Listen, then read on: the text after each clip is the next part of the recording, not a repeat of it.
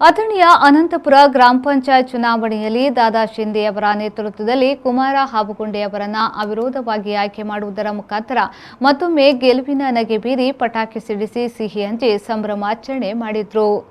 ಅವಿರೋಧವಾಗಿ ಆಯ್ಕೆಯಾದ ನೂತನ ಅಧ್ಯಕ್ಷ ಕುಮಾರ್ ಹಾಬಗುಂಡೆ ಅವರು ಮಾತನಾಡಿ, ಅನಂತಪುರ ಜಿಲ್ಲಾ ಪಂಚಾಯತ್ ಮಾಜಿ ಸದಸ್ಯ ದಾದಾ ಶಿಂದೆ ಅವರು ನಮ್ಮ ಯುವ ನಾಯಕರು ಮತ್ತು ರಾಜಕೀಯ ಚತುರರು. ಅವರ ನೇತೃತ್ವದಲ್ಲಿ ಎಲ್ಲ 21 ಸದಸ್ಯರನ್ನ ವಿಶ್ವಾಸಕ್ಕೆ ತೆಗೆದುಕೊಂಡು ನನ್ನನ್ನು ಅವಿರೋಧವಾಗಿ ಆಯ್ಕೆ ಮಾಡಿದ್ದಾರೆ ಎಂದರು.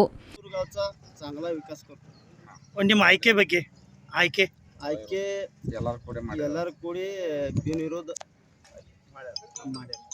ಯಾವ ರೀತಿ ಗ್ರಾಮ ಸುಧಾರಣೆ ಮಾಡ್ತೀರಿ?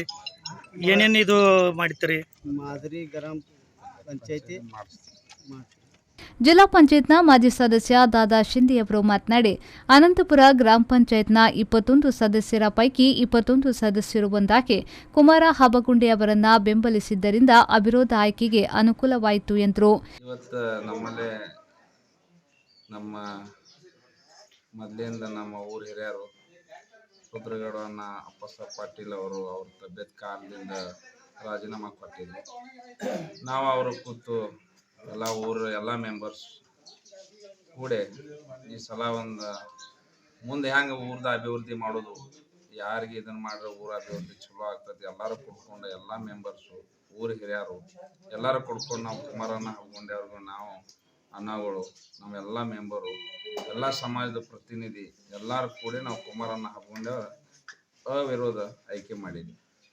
ಈಗೇನೈತಿ ಉಳಿದ ಬರೋ ದಿನಮಾನದಾಗ ನಮ್ಮ ಅನಂತಪುರದ ವಿಕಾಸ ಹೆಂಗೆ ಮಾಡಬೇಕು, ಏನು ಮಾಡಬೇಕು, ಅದು ಒಂದು ಎಲ್ಲರೂ ಕೂಡಿ ಒಂದು ಮೆಂಬರ್ ಮೀಟಿಂಗ್ ತೊಗೊಂಡು ಈಗೇನು ಅನ್ನಗಳು ಮೊದಲು ಕೆಲಸ ಮಾಡಿದಾರೆ ಅದ್ರಾಗ ಒಂದು ತುಸು ಪೆಂಡಿಂಗ್ ಉಳಿದಿದ್ದಾವೆ ಅದು ಎಲ್ಲ ಕಂಪ್ಲೀಟ್ ಮಾಡಿಕೊಂಡು ಬರೋ ಒಂದು ಇನ್ನೂ ಒಂದು 3 ವರ್ಷ ಕಾಲದಾಗ ಗ್ರಾಮ ಪಂಚಾಯತ್ ಅವಧಿ ಒಳಗೆ ಎಲ್ಲ ಊರ್ದ ಮೊದಲು ಹೆಂಗಿತ್ತು ಅದಕ್ಕೇನು ಚಲೋವಾಗಿ ರೂಪಾಂತರ ಮಾಡುವಂಥ ಕೆಲಸ ನಮ್ಮ ಊರ ಅಧ್ಯಕ್ಷರು ಕುಮಾರಣ್ಣ ಹಾಬಗುಂಡೆ ಮಾಡ್ತಾರ ನಮಗೆ ಇದನ್ನೈತಿ.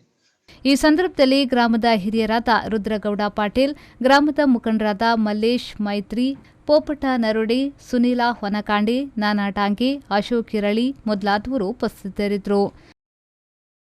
ಸತೀಶ್ ಕೋಳಿ, ವಿ4 ನ್ಯೂಸ್, ಅಥಣಿ.